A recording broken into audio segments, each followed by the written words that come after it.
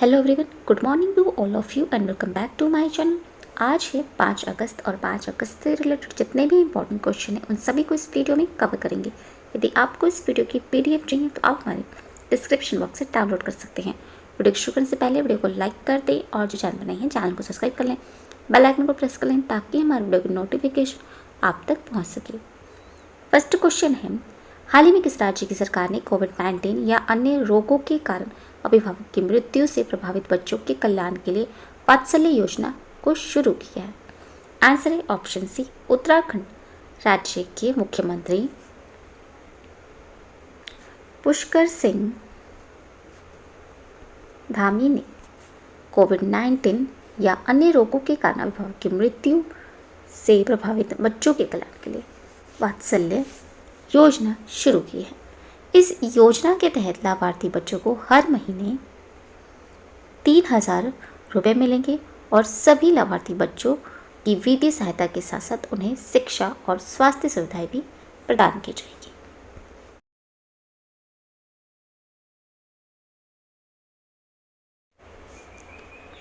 ये है उत्तराखंड राज्य और उत्तराखंड राज्य की राजधानी है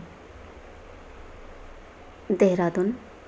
ये शीतकालीन राजधानी है और दूसरी है गैरसैंण, ये ग्रीष्मकालीन राजधानी है और इसकी स्थापना हुई थी 9 नवंबर 2000 में। यहाँ के मुख्यमंत्री हैं पुष्कर सिंह धामी और राज्यपाल हैं बेबी रानी मौर्य।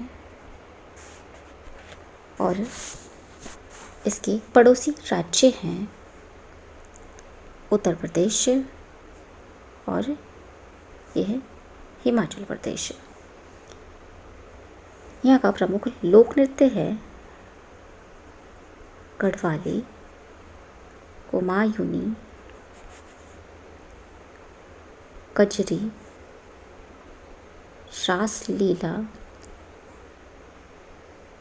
छापेली और छलिया यहाँ का प्रमुख लोक नृत्य है। और यहाँ की प्रमुख नदियाँ हैं यमुना नदी, गंगा नदी, भागीरथी नदी, अलकनंदा नदी और नथार नदी यहाँ की प्रमुख नदियाँ हैं। और उत्तराखंड राज्य में ही जिम कॉर्बेट राष्ट्रीय उद्यान स्थित है और ये एशिया का पहला राष्ट्रीय उद्यान है। और उत्तराखंड राज्य में ही गोविंद राष्ट्रीय उद्यान है और नंदा देवी राष्ट्रीय उद्यान, ये उत्तराखंड राज्य में ही स्थित है और ये यूनेस्को की विश्व धरोहर सूची में शामिल है। और फूलों की घाटी, ये भी विश्व धरोहर सूची में शामिल है। और उत्तराखंड राज्य में ही स्थित है राजाजी राष्ट्रीय उद्यान। गंगोत्री राष्ट्रीय उद्यान भी उत्तराखंड राज्य में स्थित है। नेक्स्ट क्वेश्चन है, हाल ही में 3 अगस्त इब्राहिम राइसी ने किस देश के राष्ट्रपति के रूप में शपथ ली है? आंसर है ऑप्शन बी, ईरान देश के राष्ट्रपति के रूप में शपथ ली है इब्राहिम राइसी ने। हसन रूहानी के 8 साल के शासन को समाप्त करते हुए एक टेलीविज़न समारोह में अयातुल्ला अली खामनेई द्वारा आधिकारिक तौर पर पुष्टि किए जाने के बाद राइसी अपना कार्यकाल शुरू करेंगे। उनके द्वारा 5 अगस्त 2021 को अपना प्रस्तावित मंत्रिमंडल में पेश करने की उम्मीद है।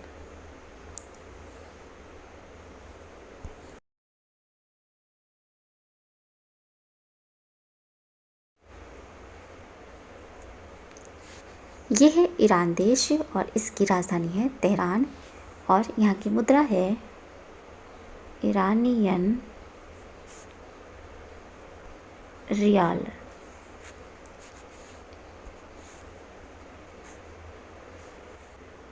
नेक्स्ट क्वेश्चन है,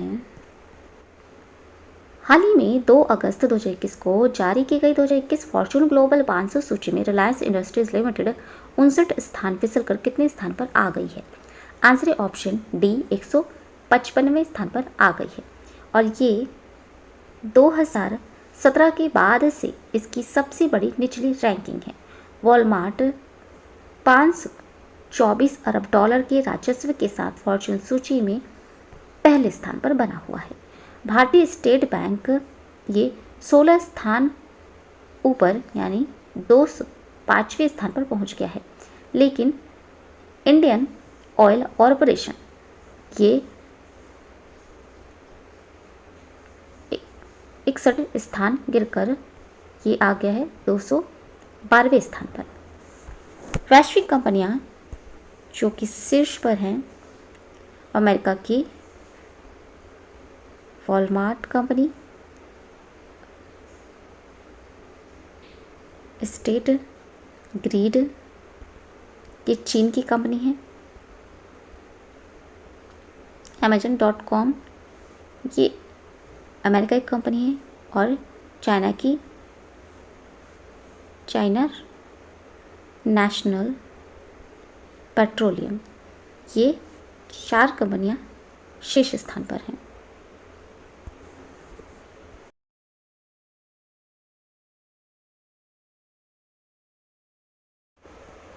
नेक्स्ट क्वेश्चन है, हाल ही में दिल्ली में एक पहल शुरू की गई है। इस पहल का नाम दिल्ली @2047 रखा गया है। इसे किसने शुरू किया है? आंसर है ऑप्शन ए दिल्ली के मुख्यमंत्री अरविंद केजरीवाल ने इसे शुरू किया है।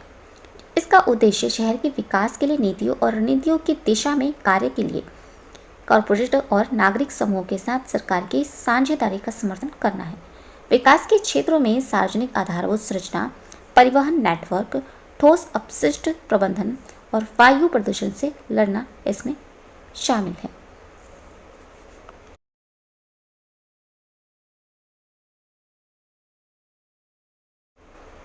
नेक्स्ट क्वेश्चन है, हाल ही में पिछले 1 वर्ष में अपने शेयरों में 71% से अधिक की वृद्धि के बाद किस कंपनी ने बाजार पूंजीकरण में 60 ट्रिलियन रुपए तक पहुंचने वाली चौथी भारतीय फर्म बन गई है? आंसर है option D Infosys limited 60 trillion रुपए तक पहुंचने वाली चौथी भारतीय फर्म बन गई है। BSE पर स्टॉक ने 7.01 ट्रिलियन रुपए की मार्केट कैप के साथ 1644.05 रुपए के सर्वकालिक उच्च स्तर को छुआ है। ये शेयर अपने पिछले कैप से 0.7% ऊपर यानी 1644 रुपए पर कारोबार कर रहा था। इससे पहले Reliance industry limited, TCS limited, HDFC bank limited को यह उपलब्धि मिली है।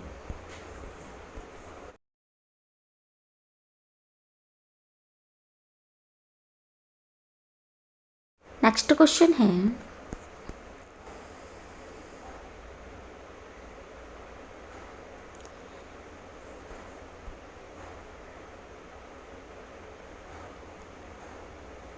हाल ही में 75वें स्वतंत्रता दिवस समारोह पर एक वेबसाइट indianness2021.mod.government.in को किसके द्वारा लॉन्च किया जाएगा?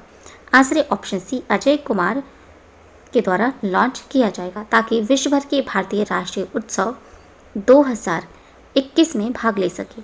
पहली बार मंच 15 अगस्त 2021 को भव्य लाल किले से स्वतंत्रता दिवस समारोह को वर्चुअल रियलिटी 360 डिग्री प्रारूप में लाइव स्ट्रीम करेगा।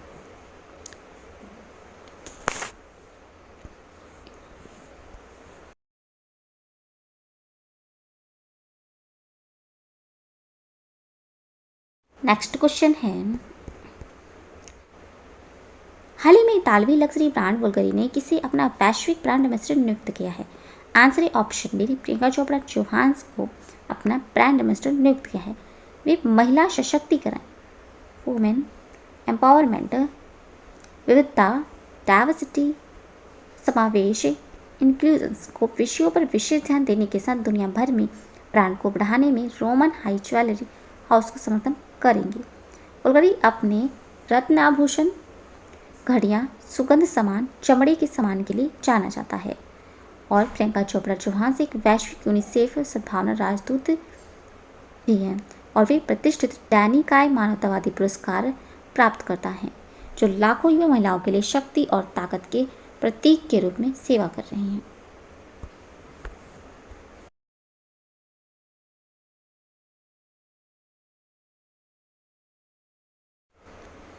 नेक्स्ट क्वेश्चन है, हाल ही में भारत सरकार ने फिक्स ईयर 2022 के लिए पीएम मुद्रा योजना के तहत ऋण वितरण लक्ष्य को घटाकर कितने रुपए कर दिया है? आंसर है ऑप्शन सी, 3 ट्रिलियन रुपए कर दिया है। यह लक्ष्य पिछले वर्ष की तुलना में कम है। पिछले वर्ष फिक्स ईयर 2021 के लिए लक्ष्य 3.21 ट्रिलियन रुपए निर्धारित किया गया था। विशेषज्ञ छोटे व्यवसायों के लिए क्रेडिट गारंटी योजना के तहत बढ़े हुए आवंटन के लिए कम लक्ष्य का श्रेय देते हैं। पीएम मुद्रा योजना के तहत बैंकों और गैर बैंकिंग वित्तीय कंपनियों द्वारा लघु व्यवसाय इकाइयों को उद्यमशीलता गतिविधियों के लिए 10 लाख रुपए तक ऋण प्रदान किया जाता है।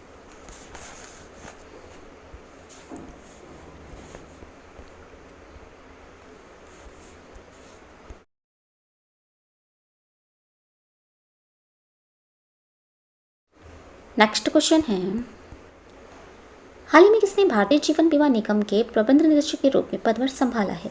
आंसर है ऑप्शन डी, मिनी आईबे ने भारतीय जीवन बीमा निगम के प्रबंध निदेशक के रूप में पदभार संभाला है। आईबे वाणिज्य में स्नातक रहे और वे 1986 में सीधी भर्ती अधिकारी के रूप में एलआईसी में शामिल हुई थी। उन्हें एलआईसी में विभिन्न क्षमताओं के में काम करने का विभिन्न अनुभव है और एलआईसी भारत का दूसरा सबसे बड़ा वित्तीय सेवा संस्थान है, जिसकी बैलेंस शीट 31 लाख करोड़ रुपए है, जो देश के सबसे बड़े बैंक भारतीय स्टेट बैंक के बाद है।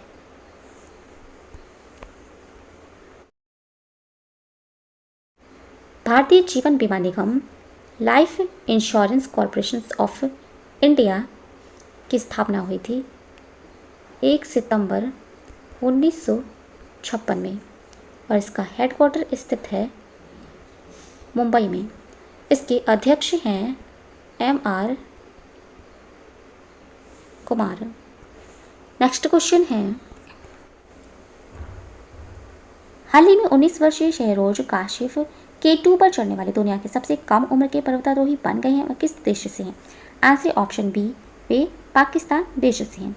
वे पाकिस्तान के लाहौर के शहरोज काशिफ ने बोतलबंद ऑक्सीजन की मदद से 8,611 मीटर की ऊंची चोटी को फतह करने की उपलब्धि हासिल की है। काशिफ से पहले महान पर्वतारोही मोहम्मद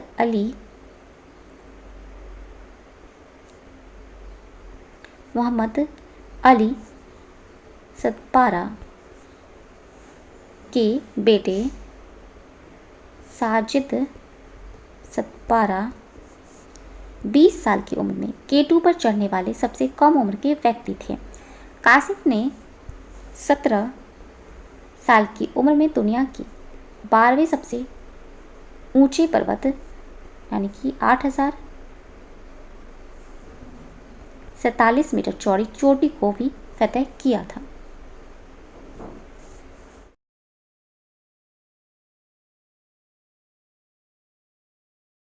नेक्स्ट क्वेश्चन है, 29 और 30 जुलाई 2021 को पहली G20 संस्कृति मंत्रियों की बैठक कहाँ हुई थी?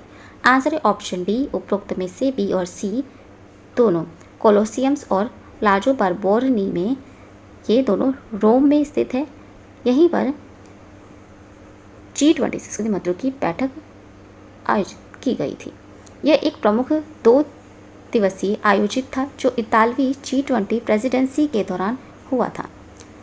कोलोसियम्स और पलाजो बार्बोरनी ने क्रमशः 29 और 30 जुलाई 2021 को G20 शिखर सम्मेलन की मेजबानी की। इस बैठक में दुनिया की 20 सबसे बड़ी अर्थव्यवस्थाओं के संस्कृति मंत्रियों और 40 उच्च स्तरीय संस्कृति प्रतिनिधि मंडलों ने बैठक में भाग लिया। बैठक में इतालवी प्रधानमंत्री मारियो ड्रैगी, संस्कृति मंत्री डारियो फ्रासेचिनी और यूनेस्को के महानिदेशक आंद्रे अजोले ने इसमें भाग लिया था। तो ये थे आज के इंपॉर्टेंट करंट अफेयर्स। अगर ये वीडियो अच्छा लगा हो तो प्लीज़ हमारे चैनल को लाइक शेयर एंड सब्सक्राइब जरूर करें। Thank you so much.